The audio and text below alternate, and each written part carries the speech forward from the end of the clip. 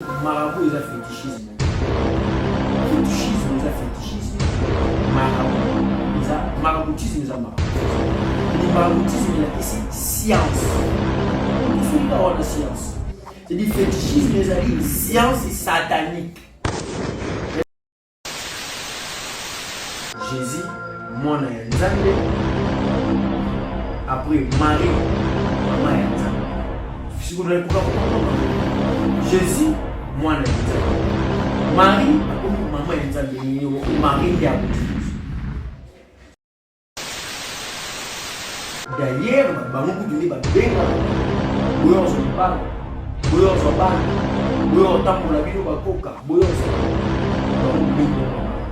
mais puis sur les gens viennent nous voir parler à propre volonté tout comme Bamara. So Mohammed sallallahu alayhi wa sallam n'a pas compagnon, il avait des disciples perses, il avait des disciples romains, il avait des disciples grecs, il avait des disciples africains et les asiatiques. C'est-à-dire, les disciples sont là noirs, mais Jésus avait aucun disciple. Moi, je suis sur Islam Télévision. Il y a une simple servante, pétrolière du monde. Il y a toujours l'actualité. Sur ce plateau, nous avons Imam Moustapha, tous les prédicateurs de la nation. Il est des vies mais Beta Masolo concernait l'islam. L'islam, il faut comprendre en profondeur parce qu'il y a hasard, Moto hasard Nakati, par rapport à Mambo, on est surtout Toyokara, na Basité. Sur ces fils caméramen dans ceux qui au confond, il y a un bonjour, Imam, salam alaikum. Bonjour, couple Bantou. Comment ça va? Ah, santé aux amalons, ni ok. Bon, ok, Imam, il y a tout ça sur le monde qui concernant la religion islam.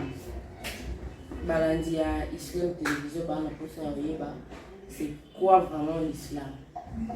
Naam, alhamdulillah, wahda salatu ala Muhammad wa ba'd. Islam et Zali Kombo est en arabe premièrement et aussi dans kalima to mo babinga aslama oh et là ici la soumission.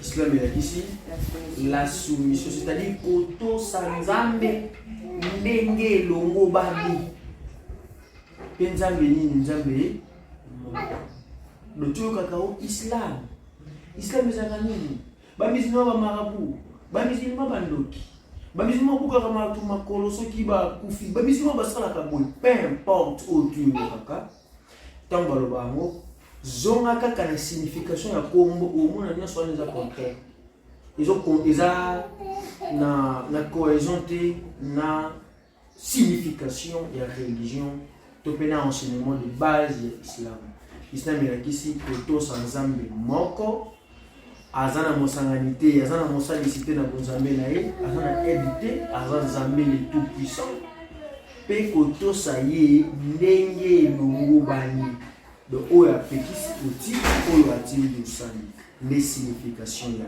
islam. Voilà, c'est mon mot qui signifie mon islam. Mais il y a un coquille comme un bonbon dans la réponse pour cela. Mais il y a un les musulmans, malgré des défense de la musulman, les musulmans tout le monde maraboutage de l'islam. Les musulmans, les marabouts, presque les musulmans sont à ma Camerounais, ça là. Nous avons un problème dans le quartier. Tout n'est pas musulman tel. Musulmans, moi, ils ont un pourquoi ils sont toujours autour de l'islam? Je sais pas, c'est comme si on s'en ici deux questions. C'est comme si autour de deux questions, mais au Sénégal on est sur le mot. Marabout, na ceux qui basent tout basant un problème dans le quartier, na biso tout fan na gaba qui n'a pas Kasi ba marabout ba musulman te? Non. Aujourd'hui, on va vraiment des mots et que c'est ni mon nom comme ça, on va dire, ma canne encore, maman, couple bantou. Na biboui, autouni marabout. Na lingina expliquer c'est quoi les mots marabout et puis na expliquer pourquoi batou ba kena ko luka ba musulman, so bazana pas problème là. Mais biso début ba musulman ba wana baza ba marabout pour ba sala kisi. Pour na yo maraboutisme ça kisi. Kisi ya genre fétiche. Fétiche oui, basala oh ni mangone surtout aux anons pour ça ok musulman ça les yo couple bantu déjà kokanga mibali couple bantu a ozoloba ko binisa ba mbongo a ozoloba français quand on a mémoire en français ok na ba contradiction maraboutisme en français il a ici intelligence d'ailleurs pour ton information pour ton information, marabout, ils ont comment l'équipe. Ils ont des moi famille dans les pays asiatiques. Ils ont comment les marabouts. Ils ont là, azana ba. Moi, je vais vous mbolo ko nyama maeli. Marabout azali ndeke ya maeli. Marabout azali ndeke ya maeli. Ndeke ya maeli. Ok. Maraboutisme tout court aussi dit ça. Maraboutisme ils ont électricité kaka science. Peu importe. C'est cool. Sauf qui va baser dans ma propre. Marabout et la kisi science. Quand il y a marabout et la kisi maïle. Quand il y a marabout et zandek ya maïle. Mais écoutez ceux qui. Maraboutisme. Maraboutisme. Maraboutisme. Et la kisi maïle. C'est des sciences et ça maïle. C'est des sciences morales. Maraboutisme c'est un mot français. C'est un mot français. Comment on a la rousse? Si on prend un marabout, on va des sciences.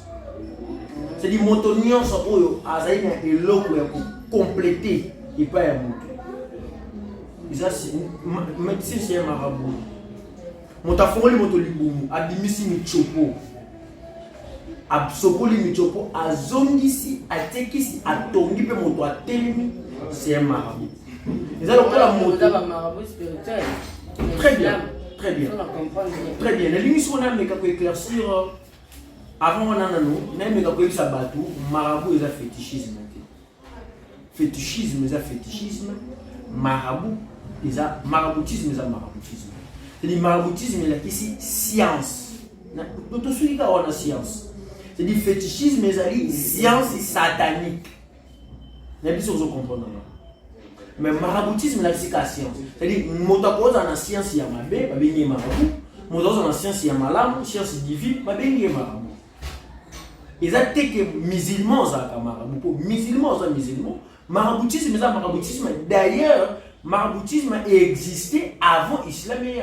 À l'époque quand Jésus y avait des marabouts. Prophète Mohammed sallallahu alayhi wa sallam, l'islam en forme d'aujourd'hui et il y a 4 siècles après Jésus, 6 siècles pardon. Si j'ai encore une bonne mémoire. 6 siècles après commenter Jésus.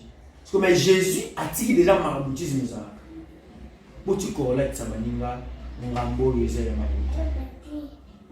deux, aucun n'est pas musulman.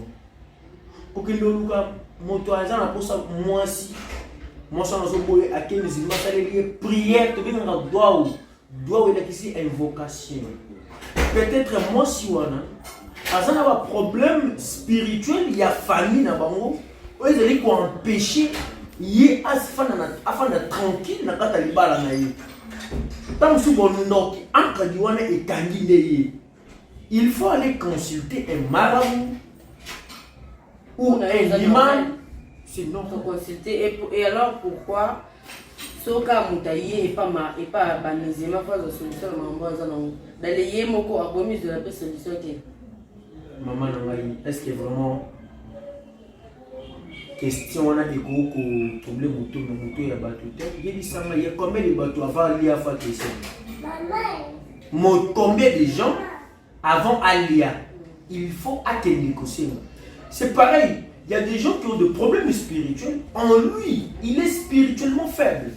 Il faut être financièrement faible. Il y a aussi des gens qui sont spirituellement faibles. Ceux qui vont se retrouver dans un problème spirituel, il faut aller voir la personne à consacrer vie et pas à Zambé. Il respecte les principes spirituels et de lier à quoi couper sans solution. Parce que ceux qui entourage de Jésus, tout mboka ya Jésus, va consulter à Jésus, mais Jésus va aller à la gloire, ça les autres. Tout, bazana va prendre la lèpre, va prendre malade avec épilepsie, va prendre billet et tout, va prendre aveugle, Jésus va tout nyonso, va qu'il ait une solution. Et Jésus a dit, soyez mes imitateurs. Si c'est vous tous les imitateurs de Jésus, c'est un enseignement chrétien, il faut tous la battre, si ça a un problème sur les champs, mais par la vérité. Donc, ils ont une influence sur la spiritualité qui est et alors, pourquoi nous allons musulmans? Parce que na ébélé, ébélé va gêner au bol comme un beau tamis. Ils ne peuvent pas passer. Ébélé va gêner souvent des arrondissements par la musique. Non, maman.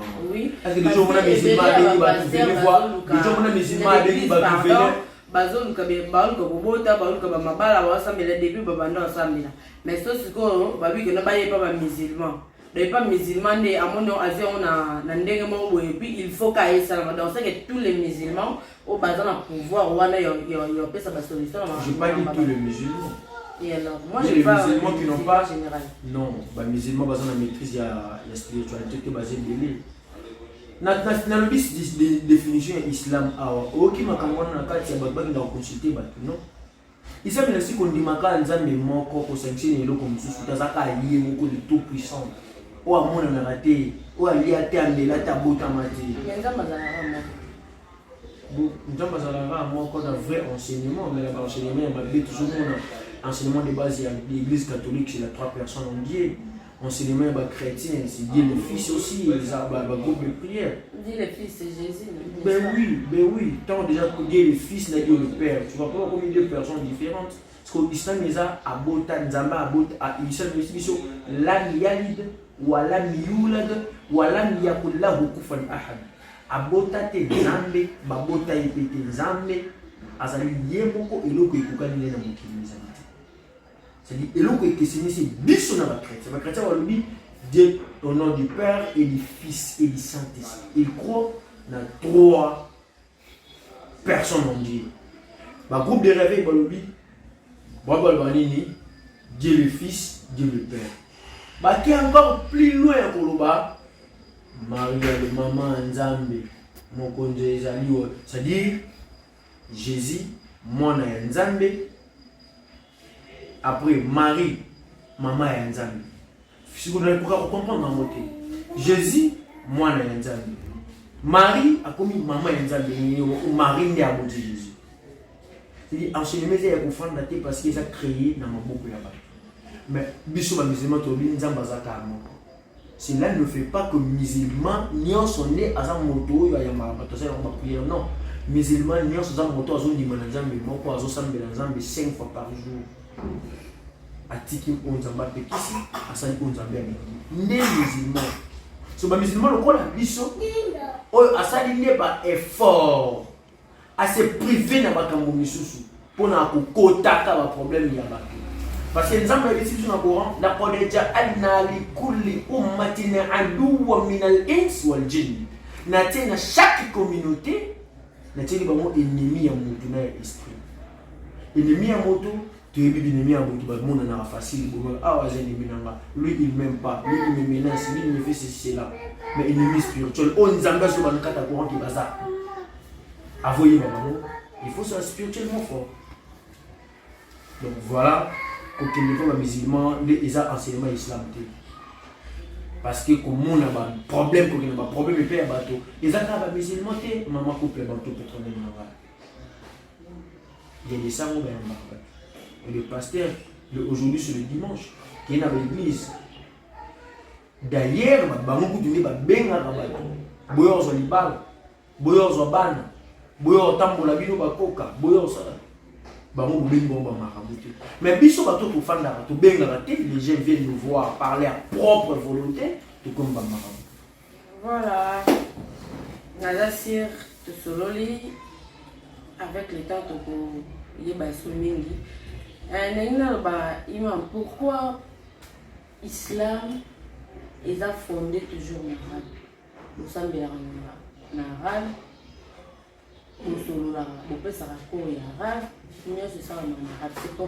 Premièrement, il y a quoi qui sao pourquoi l'islam est en arabe, l'islam est en arabe, le Coran est en arabe. Pourquoi alors? Nous avons bien l'oublié. لقد أنزلنا القرآن العربي لعلكم تعقلون. Ce qui j'ai encore une bonne mémoire sur la bosse de version dans la montée. Nous avons besoin de Coran lobby il y a solo to kitisa ki Coran na langue arabe pour comprendre yango moi malamu bino ba arabe parce que prophète on zambe atakeza la prophète ya mokiti Mobimba azaki nationalité arabe. Ils ont quoi quand Jésus ils ont quoi là qui Coran justement pour n'abara parce que prophète n'est azaki arabe. Oh le gouvernement islam pardon je peux dire. Nous avons à travers qui na Abraham na langue hébraïque. To armé. Nous avons à collaborer qui na Moïse na langue na bango na bango nous avons collaboré avec Jésus dans la langue hébreu. Nous avons collaboré avec le prophète Nzambe dans la langue hébreu.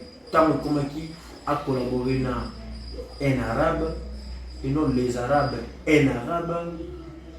Nous avons beaucoup séparé à sur la langue où vous comprenez facilement. Mais arabe oyo nzambe akitsaki Coran na arabe go ba arabe balobaka eza ba arabe bibalikisi oyo ba Coran eza na pays moko kamukili balobaka arabe Coran c'est bon vous comprenez tango nzambe bani bokitila mo prophète Mohammed nzambe bani botangisa ye yango lisusu après bani botangisa lisusu ba arabe ya Coran ndo moni etikala tilili donc eza na ba arabe aïe bien arabe au biso. D'ailleurs, c'était avant-hier, je viens dans tous en arabe égyptien. Parce que 4 égyptiens, mais sur le Ghana, encore 3 arabes, mais ils parlent arabe. C'est-à-dire, nous avons après au sein de la nation français, ils ont anglais, ils ont espagnol, portugais, tout. Nous avons qui culture, il y a la langue dans chaque monde. So nzambe alingi asangisa mokili na lingomba moko o ko défendre divinité na ye. Il faut que nzambe aille apesa livre oyo na langue existante na moko. Ndeza mbazo kiko. Kitisi ya mona katikati ya monde. Nzamba travaille na ba sauna ba arabe te o alembaki les enfants d'Israël yango ko travailler na ba ay ko collaborer na ba arabe. C'est-à-dire Nzambe alingi lingomba na ye ebana na katata mukili epanzana parce que ezaka lingomba moko o Nzambe atindi yango pour toute l'humanité. Bon christianisme. Christianisme c'est la langue. Non, non, christianisme c'est en français. Moi tu vas français pour la religion. Mais l'arabe peut bolbiser la religion là-bas. T'es arabe, il y a Coran, et tu sais comprendre. Mais si malgré cela, mais qui t'es qui n'arabe. Pardon? Mais révélation prophète parce que c'est Azaki arabe. La mboka n'est non pas de la piété. Tobe nga arabe parce que équité que pas arabe. Normalement ba benga ngo fusha. Lugatu fusha hiyu. C'est-à-dire les arabes langue la mokili existe depuis décennies. Comme on a Noé tina Jésus. Arabe on est le bon côté. Les gens d'amba sur livre on a langue exact ils a peuple monté pour le langue là-bas. So akita on est en Arabie Saoudite. Ba so de wa di kutanga ngo. Ba li dawa. Pour une religion christianisme et la religion universelle, premièrement Jésus avait 12 disciples. Parmi ces disciples, il n'y avait aucun disciple étranger. Jésus avait 12 disciples, 12 tribus d'Israël. Même Matthieu et Zoloba. Je suis venu pour brebis perdu de la maison d'Israël. Il est Jésus, il est un peu Elle est qui dit les enfants d'Israël. Les enfants, les brebis perdues de la maison d'Israël, Bible les a pris. Parce que Mohammed sallallahu alayhi wa sallam n'a pas compagnon naïf. Il avait des disciples perses. Il avait des disciples romains. Il avait des disciples grecs. Il avait des disciples africains. Et les asiatiques. C'est-à-dire, les disciples naïfs sont là noirs. Mais Jésus avait aucun disciple noir. Et ça prouve que Jésus, c'est un grand prophète de Dieu. Au besoin musulman, ceux qui te bouillent, mais il était venu uniquement comme brebis perdu de la maison d'Israël. Pour preuve.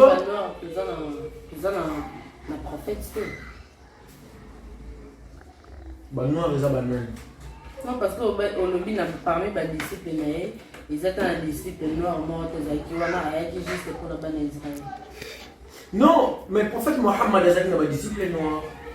Nous avons Jésus. Bible est Zolobani. Pas tant moi si on a l'andaki, moi si un samaritain, ceux qui moi si un samaritain, l'andaki, la femme samaritaine, si j'ai encore une bonne mémoire, oui, l'andaki Jésus, je dis Jésus, moi on a Zobé là. Jésus a zonga que nous disons ça. La réponse est non, ce n'est pas bon de donner la nourriture des enfants. La banane.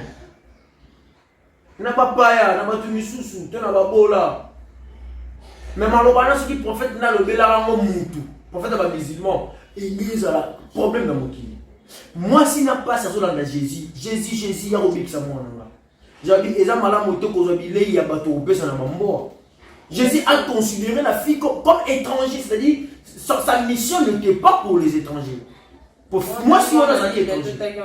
Non, c'est biblique. Je vais te donner le passage biblique. Moi, si on a répondu à l'objet, ah, chef, à Tamboa, à trouver un bon collier, à mettre sur le coucou, na table et à mettre. Il n'a pas Jésus l'objet. Par ta foi, Jésus dit, c'est pour la foi, moi, na yo, à sauvé. De ton raison, écoutez-moi. C'est-à-dire, Jésus parlait de paraboles, juste pour montrer aux autres que Dieu m'a envoyé comme brebis perdu de la maison d'Israël. Baba baboya ki Moïse wana ne nzamba tininga na ozongisa bango suna nzela. Nzamba tininga te pour l'humanité tout entière. L'humanité tout entière sera sauvée par Mohammed sallallahu alayhi wa sallam. Voilà. Voilà pourquoi, je m'excuse, voilà pourquoi Coran est aux kaka en arabe et tkali bongo parce que pour motili mubimba batanga moko eza langue ya pepe monde. Va comprendre le vrai message en Zambie, Domoni Mokili, musulman et congolais et chinois. Sur le 13h et bêtis, Baïbanité, Bakutani Bamo Bando Sambela, identique, n'est-ce pas comme toi, Boumazati. Pour voir pour l'unicité de Dieu. Mais si on prend un chrétien congolais avec un chrétien chinois, on va s'embêter à mon diriger, mon tour, mon Hong Kong, Imam Yamoski, sur la télé. Non, ça mais les prières et bandeli tisuka. Peu bango tout satisfait. Mais tu es bali la langue maternelle que tu sur la tête on se comprendre. C'est la force de l'unité. Donc voilà. Ok, imam. Nous avons ce qu'ils ont mis. Jésus pour la vie de la envoyé spécial de Dieu. Mais biso tu es musulman, bandima, Jésus mais tu es devant un musulman. Ouais. Oyoka, pour le bateau oyebi. Couple bantou s'il vous plaît. Le bas oyebi. Pour le bateau oyoka. Le bas naïe, pardon. Le bas oyoka pour le bateau oyebi. Nayoka, c'est on a l'obi. Nayoka. Le ko oyoka. Ayoka c'est pas musulman en tant qu'imam. On a voyé, mais la bonne place, la réponse était la place nayo. Il n'y a aucun nakata Bible de Genèse, Tina Apocalypse, des dans le chapitre, aucun chapitre où est dédié à Marie ni Jésus. Mais dans le Coran, il y a tout un chapitre au nom de Marie. Qui parle de l'histoire vraie de Marie. Il y en a. Amenez-moi le Coran s'il vous plaît. Il y en a qui parle la vraie histoire de Jésus. Mais nakata Bible des athées. Mais, bismillah. J'aime bien le Coran, Et après, le musulman, non, on est. Soit qui va comprendre le Congo, tu comprendre l'islam, l'union sur quoi il dérange à car il y a tous ces chapitres. Oui. Yo au PC Batu, excusez-moi, au PC Batu, vous confirmez les 8 que non, islam, ils ont religion Nzambe, et puis musulman. Chapitre Marie. Na français, na arabe, Mariam, na français, Marie. Ils ont Coran interprétation. Sur le livre saint musulman, il y a tout un chapitre au nom de Marie. Mais dans la Bible, il n'y a aucun chapitre au nom de maman Nzambe n'a pas ça. Tu ne vois pas même la Bible elle-même, ils ont reconnaître divinité. Ni chapitre Jésus, ni Jésus. La Bible ne reconnaît même pas la Bible. Bible, c'est la Bible. Mais Coran, il y a tout un chapitre Coran, Al-yawma akmaltu lakum dinakum wa atmamtu alaykum ni'mati wa raditu lakum al-islam dina. Nzambo abina kokiseli bino lingoma na bino na bolamu nyonso ya nzambe kokina pesi bino pe j'ai choisi pour vous na poneli bipo na bino islam ezala comme lingoma. Mais so dans la Bible ça va vers sa Bible que nous tout bon ça c'est le Nouveau Testament. Ils sont dans le Coran nouveau, Coran le Coran est authentique. Mais dans la Bible nouveau, ça dit makambo Nzambe va renouveler à nous. Donc Nzamba kala, Nzamba si. Jésus a dit que le Nouveau Testament et l'Ancien Testament. Donc l'ancienneté Nzambe va nouveauté Nzambe. Parce que mon kili comme TikTok, bien on va nouveauté hein. Les moments déjà qu'on évolue, il faut Bible peut évoluer. Non, le Banzambe, vous est omnipotent, omniscient, omniprésent. C'est-à-dire, nous avons à l'époque Noé, on a changé ça. Mais pourquoi assis à nouveau? C'est juste pour vous dire que nous ne sommes pas là pour minimiser la religion et mais pour faire reconnaître sa bateau. Le vrai enseignement des Arabes. Parmi les grands miracles, il y a le prophète Nzambe et le prophète Oyo, Batubanimele Sinaiwana. Il y a le prophète Moto Mokile, Nimele Sinaiwana, Koleka Mohammed sallallahu alayhi wa sallam. Dans son propre pays,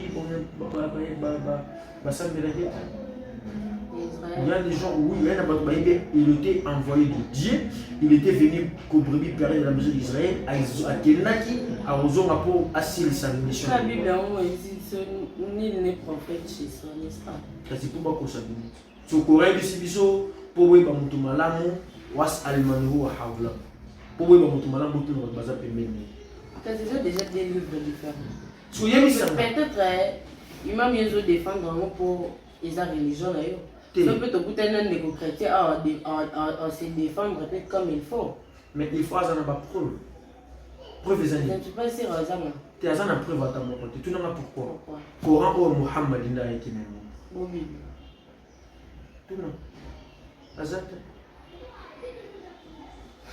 Ok, là ça reste à vérifier. Et non. Couple Bantou. Couple Bantou. Moi, il a surtout ça l'émission. Tout dans la partie prêtée. Pour faire un Nzambe à mon côté, il y a un livre comme dans la Bible. Tu as 4 livres sacrés. Psaume de David. La loi de Moïse va bénir Torah. L'évangile de Jésus va bénir Injil. La Furqan de Mohammed va bénir Coran. C'est la Bible de Dieu. Et ça, est-ce que tu connais l'âge de la Bible? Et puis, âge de la Bible. Et puis, âge de la Bible des ans. Dans le 19e siècle, la Bible est dans le Congo. Et j'ai été dans la rage de Zalilo. Et j'ai dit, voilà le coup. La Bible, ce n'est pas la parole de Dieu, mais la parole de Dieu est dans la Bible. Il y a un moment où la Bible vient de mon bibliothèque. On va salir en haut pour qu'on konza en haut, qu'on a en haut, qu'on y a en haut. La Bible elle-même se contredit. Est-ce que Dieu pouvoir se contredit? Le Coran n'a jamais se contredisait jamais. Seulement la vraie vérité à Jésus. Socrate arrive à la moquille avant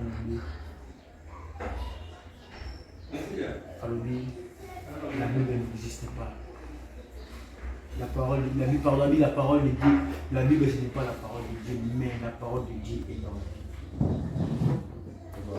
Voilà, donc derrière il y a un ceux qui m'ont expliqué que c'est leur nom shirk ezali. Shirk est association. Association. Parce qu'il faut pas shirk nini. Tu as un shirk qui là. Tu as un shirk qui là. Shirk est un mot arabe. Il a dit en français qu'au sangisa. Donc au sangana. C'est comme mingi ba musulman, ceux qui balobi shirk. Ceux qui balobi oaziz oazamita shirk ya shirk et non la tani. Moto shirk c'est-à-dire moto a sangisaka. Moto sangisaka ba. Non, moto ka sangisaka en général. Voilà. Mais ceux qui balobi shirk bila c'est que moto a sangisaka nzambe na bikela mususu. C'est-à-dire azu bikela mususu apesi atie bango na place ya nzambe. De ba benga shirk bila. C'est-à-dire ko sangisa nzambe na bikela ndenge ba chrétien. Ou les basambela nzambe, basambela Jésus. Donc ça la shirk. Et pour les musulmans. Pour les musulmans, shirk n'existe pas. Les musulmans non, pour les musulmans ça que ça nzambe qui est là mususu. Ok, après le nom voilà. Donc on est déjà pour citer. Mais vite même se pose mon délateur pour Landia Islam TV. Badek Landia Islam TV télévision, vous s'abonner, chaîne Nabino Yango, ici quand wapi bobo na ko imam à chaque fois que tu as sa cabine nini yango Islam ezoloba na ba problème nyonso ya mokili. Maloba ngai envers bino ezali on ne cherche pas la vérité. Nous avons un parti pris. Quand vous cherchez la vérité, il faut vous aller au milieu du village. Ça nous analyse, juge et après on se met guidon sur l'ensemble. Bande konanga, Islam est la religion ensemble et atteindre à mon amokili. Et nous la religion arabe. Non, la religion arabe était, la religion baïne était, la religion était, la religion ensemble et après si battre dans l'esprit. Pour la culture. Voilà pourquoi je vous lance. Vous se convertir dans l'islam. Dieu vous aime. Et surtout vous les Congolais. Si c'est vrai, vous aimez vraiment votre pays. Pour vous défendre bien, vous se convertir dans l'islam. Ni t'étais l'islam, ni t'étais l'enseignement musulman. Attention pour se convertir dans l'islam. Mais bon, à attendre l'enseignement musulman.